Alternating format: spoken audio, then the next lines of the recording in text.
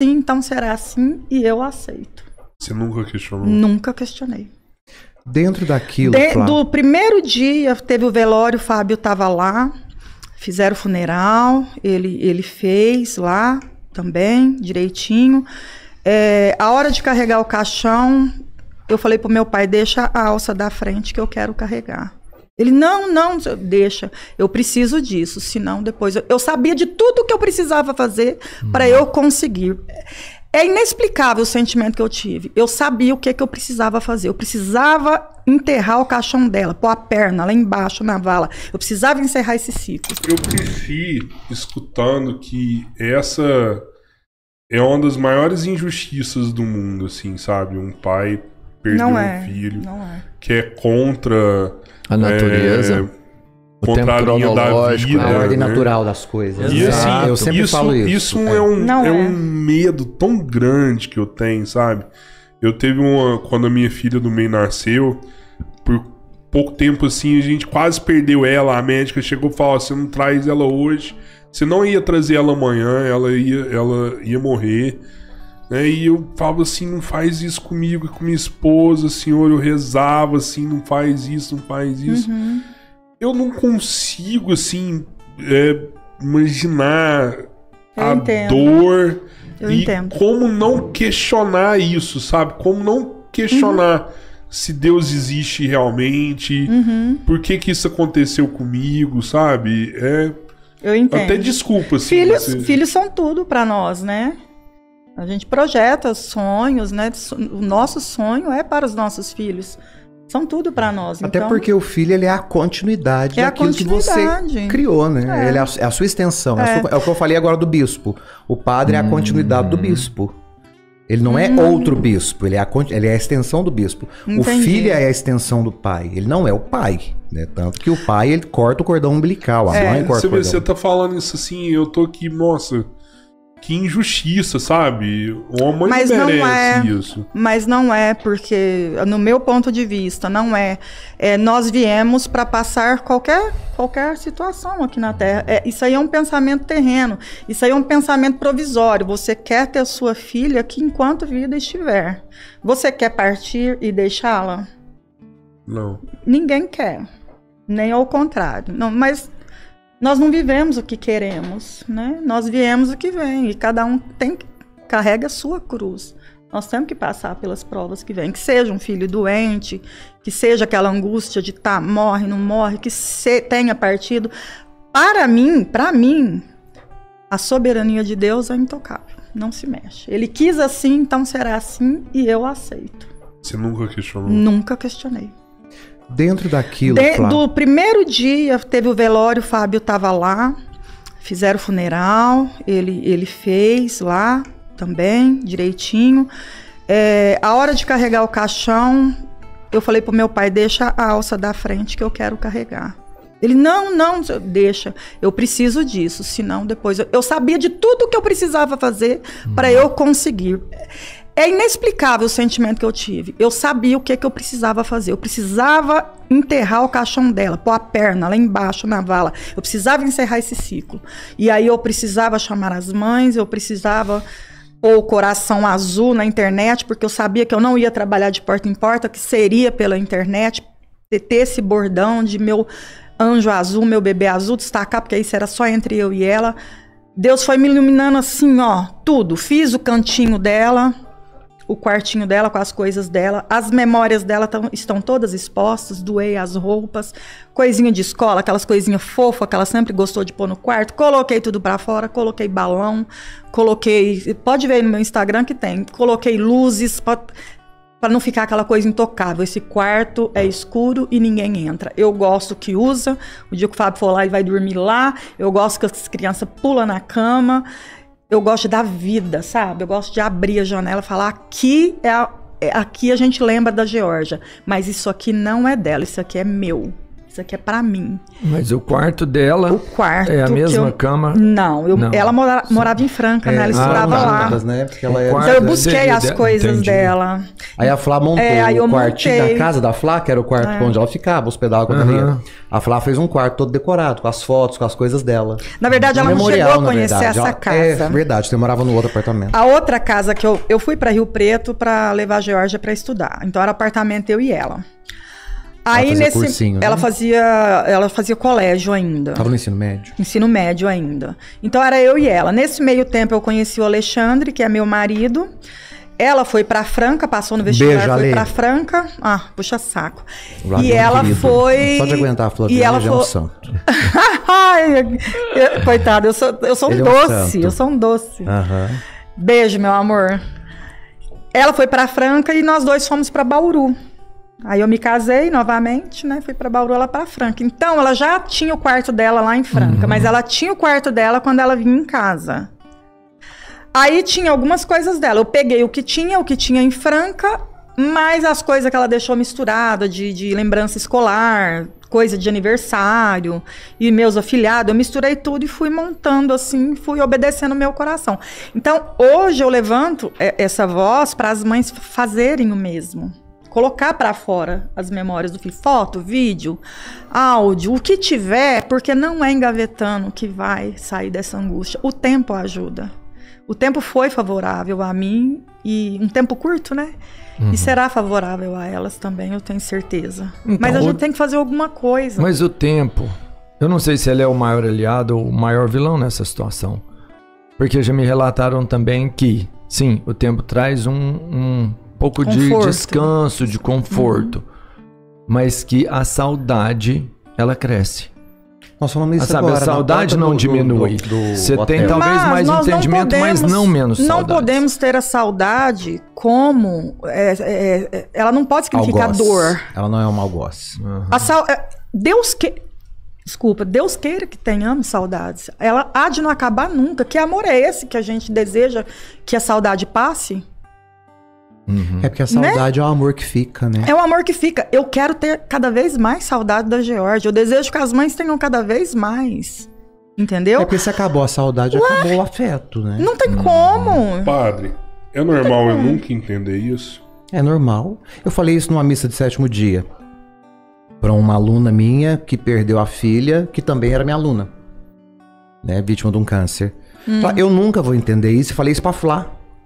Falei, eu nunca vou entender. Isso é algo assim que, dentro da minha perspectiva, muito inclusive como religioso mesmo, eu gostaria assim de ter um entendimento das coisas místicas, né, para compreender dentro dos desígnios de Deus. É o ciclo da vida. Mas o ciclo da vida é o filho enterrar a mãe. Não, então, assim, mas para você que experimentou essa dor e que hoje ressignificou isso e que ensina como fazer isso, hoje pode parecer uma verdade. Para nós que estamos do lado de fora, para nós ainda é muito abstrato. A gente não consegue. Mas a dona Joana pode, a dona Maria pode, isso. Entendeu? Nós podemos também. Talvez o que falte a nós, dentro dessa sua resignação, é compreender também como lidar com isso. Porque, em primeiro lugar, nós sabemos que toda morte envolve luto, toda perda. Não vamos falar só da morte, toda perda envolve o luto. E dentro do luto existem etapas que precisam ser passadas, né? A psicologia já provou isso, a psicanálise ela vai elaborar isso de uma forma muito mais potente, inclusive. E dentro desses aspectos nós temos, em primeiro lugar, a raiva. Perdão, a negação. Negação. Não é possível. A primeira coisa é a negação, você nega. Não é possível que isso tenha acontecido. Né? Parece que eu tô sonhando. Depois é que vem a raiva, né? Por que comigo? Isso é um absurdo. Por que fez isso com ela? Por que comigo, né? Dentro dessas etapas, né? Então a negação, a raiva. Depois a gente vai ter aquela sua etapa da negociação. Será que se eu mudar meu comportamento, minha filha volta? Será que se eu fizer isso, minha filha volta? Será que se mudar aquilo, minha filha volta? A terceira etapa é a negação. Depois vem a depressão, porque você percebe que não tem volta. E que o que ficou, de fato, é um buraco. É comprovado cientificamente. Então, a depressão acontece depois disso tudo. A quinta etapa é a etapa da aceitação. que é uma etapa dificílima de se alcançar. E eu tenho certeza que a maioria das pessoas que vai nos assistir ou que estão nos assistindo aqui e que passou pela experiência do luto, estejam ou na fase da depressão ou na negociação até hoje. Sim, sim. Você acompanha mães, porque depois que a Georgia morreu, a Flá começou a trabalhar buscando outras mães que ficaram sem filhos.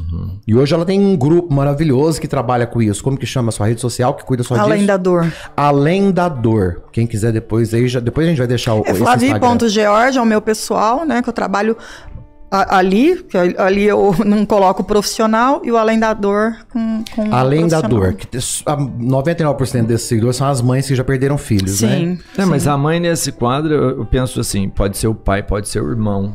Porque sim, qualquer ente próximo. É o que eu tô falando. A minha vivência é de mãe, mas a gente abre para todo enlutado, aqui nós estamos falando do luto da morte. Sim. Né? Mas qualquer perda, uma separação é luto. Uma mudança de casa que não estava programada. Qualquer tipo de separação abrupta é um luto, gera luto e essas 5 etapas. Qualquer separação gera essas 5 etapas. Nós estamos lidando aqui hoje com o luto da morte, especificamente, da morte física e de uma morte que é uma morte que inverte a ordem cronológica, a ordem lógica e a ordem afetiva das coisas. Isso. Porque nós somos criados para sepultar nossos pais. Já disse isso num podcast com vocês, inclusive, que a maior dignidade que eu já pude experimentar na minha vida foi a graça de sepultar meu pai. Mas antes disso, de segurar na mão dele enquanto ele estava morrendo, pra ele ter certeza que ele não estava sozinho. Pra mim foi a maior graça que eu tive na minha vida. Já falei isso e repito. Foi segurar na mão do meu pai e falar pra ele, o senhor pode ir que o senhor não tá sozinho? E meu pai morrer em paz. Né? Naquela hora ali eu falei, pai, vai tranquilo, nós estamos aqui. Tava meu irmão, eu e minha mãe, meus sobrinhos na sala, e meu pai morreu segurando na nossa mão e eu falando, vai tranquilo. Tudo bem que depois eu desabei. Né? Mas enquanto meu pai estava morrendo, eu falei pra ele, o senhor vai tranquilo, pode descansar, vai. Então assim, isso pra mim é uma dignidade muito grande, porque não é todo mundo que tem o privilégio de morrer tendo alguém segurando a mão e falando, vai em paz, vai que você tá bem amparado. Então, dentro desse processo, Flá, é claro que para nós que observamos isso do lado de fora, ver a tua força, a tua resignação, nos gera, assim, uma curiosidade. Porque você obrigatoriamente passou por essas 5 etapas. E a sua etapa da aceitação, dentro daquilo que a psicologia estuda, dentro daquilo que nós acreditamos, foi uma etapa que chegou muito rápido. Eu pergunto a você, e me pergunto também, quando a gente conversa, se você pulou alguma dessas etapas. Talvez assim, você consiga perceber isso, talvez não tenha nem passado pela sua cabeça, ou você vivenciou isso de uma forma muito rápida. Não, eu passei, só que eu passei antes dela partir. Então, a primeira ideia, a da negação, não é possível. Eu passei tudo isso de forma muito intensa antes dela partir. Como que foi pra você a etapa ela partiu, da negação? Não, eu não aceitava, eu não queria, não, isso não, onde você tá, foi tudo antes dela partir. Eu vivi um luto terrível, monstruoso. E é interessante você sem falar ter certeza isso, de que ela ia partir. Porque às vezes as pessoas vão falar assim, não é possível. É possível, porque o dia que a Georgia morreu, que a Ana Flávia, que é a irmã mais nova dela, nos ligou, que eu estava em Brasília fazendo meu tratamento pós-Covid, que a Ana Flávia ligou, que eu liguei imediatamente pra Flaviane, que eu não consegui falar a hora que ela atendeu. Ela me tranquilizou, eu estou bem. Estou indo para Itapajipe. Não sabia para Itapajipe, a minha última etapa foi a aceitação. E eu não consegui falar, eu entreguei. Então, de fato, quando ela fala isso, que viveu todo esse processo antes da morte, é isso que talvez eu queira entender e que vai ser interessante para, inclusive, para quem perdeu o filho ou para quem está no processo de luto. Então, a primeira fase do luto, a negação. Conta pra gente como é que foi isso. Não é possível. Não é possível que vão fazer alguma coisa com a minha filha. Eu via TV. Ela ser violentada. Sim, eu lembro de você comentar isso. Nos meus pressentimentos, eu não sei explicar, mas eu entendia que ela seria violentada. Alguma coisa me preparava. Pedia para entregar. Na verdade, Deus me pedia para entregá-la. Para ir em paz. Para eu ficar em paz também. E foi isso que eu fiz. Devagar eu fui entendendo a voz de Deus. E aí eu consegui entregar. Mas de início não é possível. Não, de jeito nenhum. Minha única filha? Não. Eu vivi tudo isso, tudo isso. Aí quando meu pai ligou que foi constatado, partiu, eu senti... A primeira coisa que eu falei pra ele, pai, ela tá machucada? Ele falou, não, minha santa. Ela está perfeita. Falei, pai, eu vou perguntar de novo, ela está machucada? Porque se ela tiver, eu não quero ir. Ele falou, não, então você pode vir, porque ela tá perfeita. Então, o meu medo era esse, de alguém pôr a mão nela. Naquele momento ali, eu já tive uma sensação de saudade e alívio ao mesmo tempo, mesmo sabendo que ela tinha partido. Porque o que eu vivi nesses 5, quase 6 meses, foi aterrorizante. Foi aterrorizante. Eu acordava dando chute nas paredes, o Alexandre me dando água. Foi aterrorizante o que eu vivi. A menina bonita, morando sozinha, andando de carro para todo lado, nas festas, estudante. O que eu poderia fazer? Como que eu poderia guardar? Deus guarda para mim, eu não posso guardar como o Senhor pode. Para mim foi um raciocínio assim, sabe? Nas mãos de Deus ela está guardada. Eu tinha um prepara-te, com hífen. Vinha na minha prepara-te. Gente, Deus quer que eu fique preparado para alguma coisa. Prepara-te. Fazendo as coisas assim, ó. Nessa etapa, trabalhando você com a Poliana. Tinha alguma crise de ansiedade? Algum tipo de... Não. Eu comecei a ter crise de ansiedade com esses pressentimentos. 6 meses antes. É. Aí sim, nossa, aí insônia, aí eu fiquei sem dormir, aí eu já queria ir no médico, não é possível. Eu fui na tua casa, você queria me dar um remédio para dormir, sim. Eu tava com insônia, maluca. Foi tudo isso. Só que eu não tenho explicação. E depois dessa etapa dessa negação, naturalmente vem um sentimento de raiva. Por que com a minha filha? Por que isso? Por que eu tô experimentando isso? Como que você enxerga que foi o seu momento da raiva diante da perda? Eu não reconheço que eu passei por esse momento. Então essa etapa você acredita que não existiu? Eu não reconheço. Tem que me estudar para saber se teve, porque eu acho que não teve. Eu nunca senti raiva. Nunca achei que estava sendo injusto comigo. Agora, ela violentada, sim. Aí... Mas essa raiva você não se poupou dela? Porque você acreditava, mas não estava vivendo? Porque tem uma diferença sobre isso. Eu não reconheço. Você entende? Tipo assim, por que ela contestaria tão veementemente? Sim. Porque já que essa etapa ela existe, por isso que eu te perguntei, a sua etapa da aceitação ela foi precoce, né? No sentido assim, dentro daquilo que a gente acredita. Muito precoce. Por isso que eu te perguntei, alguma etapa foi pulada? Porque nós vamos chegar nisso mais tarde. Uhum. Porque eu quero dizer o seguinte, se a gente pula a etapa da raiva, essa raiva vai ter que aparecer em algum momento. Em algum momento essa raiva vai ter que aparecer. Eu acho que ficou na raiva do que fazem com os filhos dos outros. Eu transferi. Você canalizou isso pro seu grupo de mães que você ajuda. Porque se em mim, comigo, que não fizeram nada com a Georgia, doeu tanto, saudade dela, né, ainda, aquele mix de saudade, mas ainda dói. Se foi dessa forma, eu ter que enterrar ali minha filha tão linda, e as filhas, e os filhos dos outros, o que fazem? Eu fico, nossa, eu fico possessa quando eu vejo essas coisas. É só para elencar para quem está assistindo, a Georgia infartou logo depois do almoço do batizado. Ela entrou no carro com o marido da prima dela, que era o pai da criança, que estava sendo batizada, e ela morreu dentro do carro. Com o namorado da amiga. Com o namorado. Era o batizado da minha sobrinha. Ela brincou com a bebê, pôs no colo, tirou foto, comeu e falou que tinha que ir embora estudar. Foi embora estudar, o namorado da amiga foi até o carro dela para pegar uma rasteirinha. Ela entrou no banco de motorista. Ele entrou no de passageiro para pegar. A hora que ele foi pegar, ele já reconheceu que ela já estava no banco. No banco. Ela sentou no banco para ir embora e morreu.